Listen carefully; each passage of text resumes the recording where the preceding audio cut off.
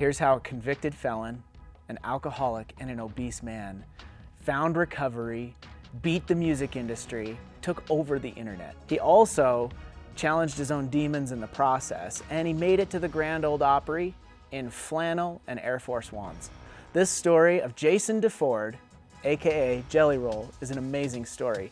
He's a big, tatted up, honey-throated ex-felon from Tennessee who walked out of jail with a criminal record and a dream. Jason was born in Tennessee, but not the Broadway, boots, and bachelorette party kind of Tennessee. We're talking more like a strip mall, pawn shop, meth smoking, Nashville kind of Tennessee, all right? He comes from a working class neighborhood, a very rough home life, and zero handouts. As most kids are going to school, learning pre-algebra, Jason DeFord was going through the legal system with drugs, alcohol, and he was learning it from the inside, in prison, in juvenile detention, you know, anywhere in his early teens all the way up to 17 years old. He had multiple arrests on his record. He had robbery charges, drug charges, all sorts of stuff. But he wasn't just on the wrong path. He was doing donuts in a stolen car with a blunt hanging out of his mouth and a warrant in his pocket. And then one day, jail happened again. But this time, something hit different. He saw a group of dudes that were rapping in a common area in the jail. Jason walks over. He asks to be a part of this group. He wants to jump in and completely embarrasses himself. And I mean, he bombs. It's embarrassing when your boys are out there rapping, they've got a lot of experience, and you walk up fresh, new in jail, and you're trying to hang with them and you look like a moron. And keep in mind, this is prison. This isn't hanging out with your boys for fun.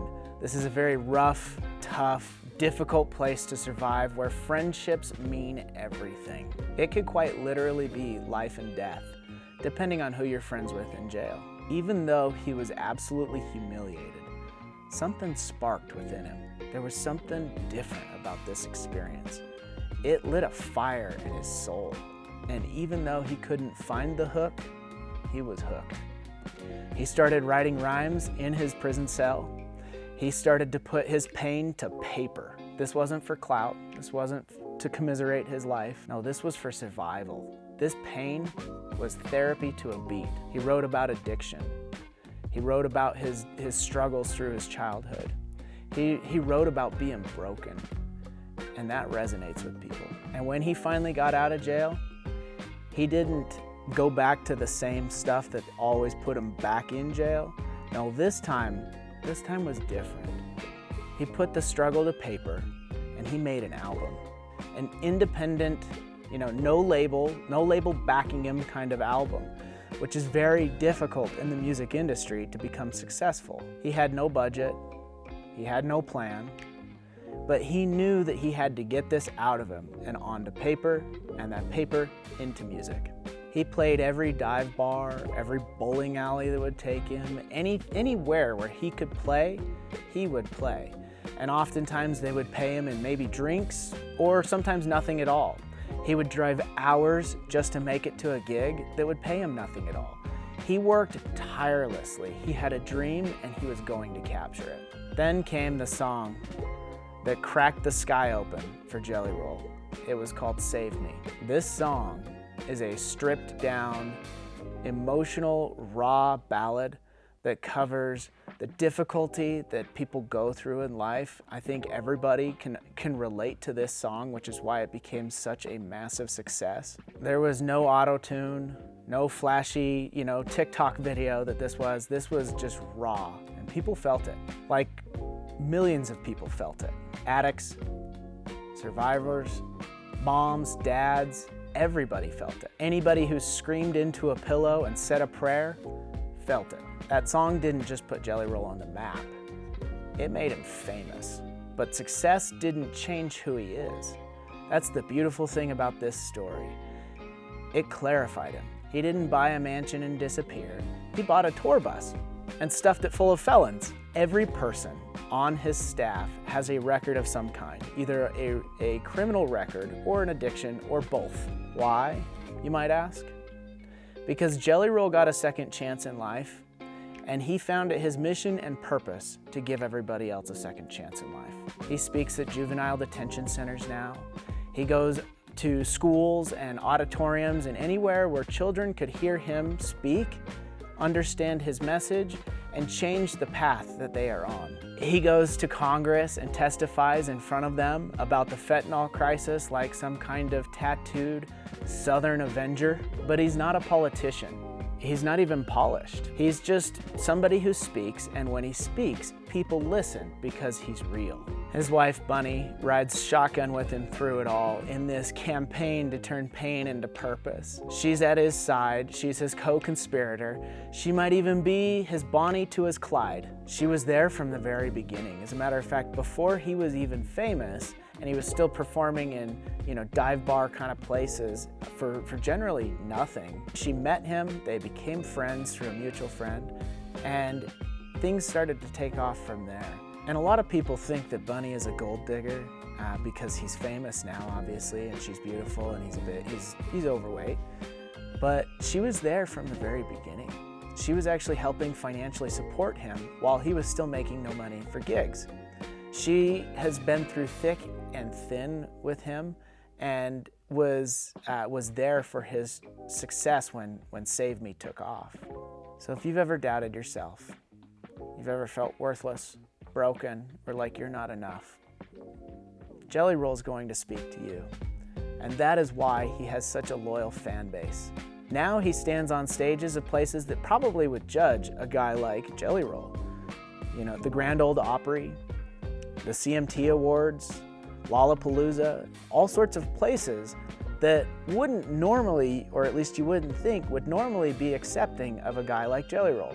And every time he steps up to the mic, it's not just a performance, it's a resurrection. Because Jelly Roll isn't just changing his life, he's changing ours. The people that listen to him are changing because of his music. The stories that have come out are incredible.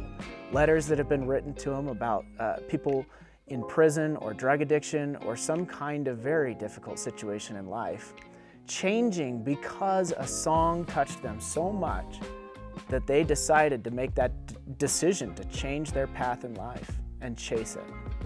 He's proof that your past doesn't have to cancel your future, and that if you fall 100 times, but you get up 101, you can still be successful. He had all odds stacked against him, and yet he still prevailed. He's proof that even the messiest of stories can become the greatest love songs. And like Jelly Roll always says, the best chapters in your life are still being written. And I love this one so much because this story touches me personally.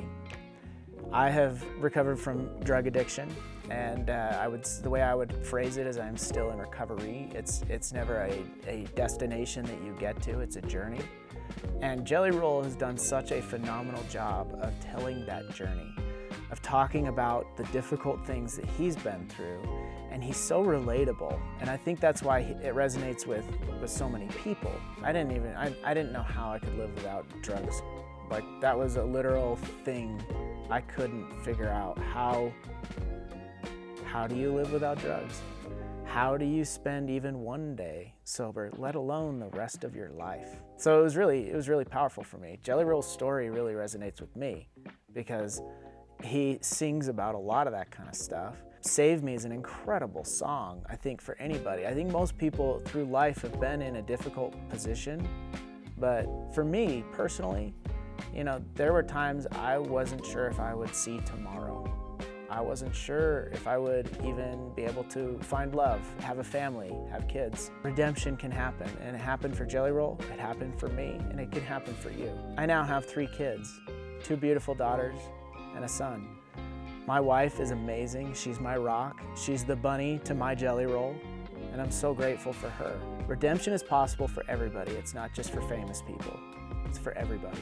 Jelly Roll is not really somebody, he's famous, but he's not somebody that I think a lot of people look at as out of touch or famous in that celebrity sense. He's a real guy.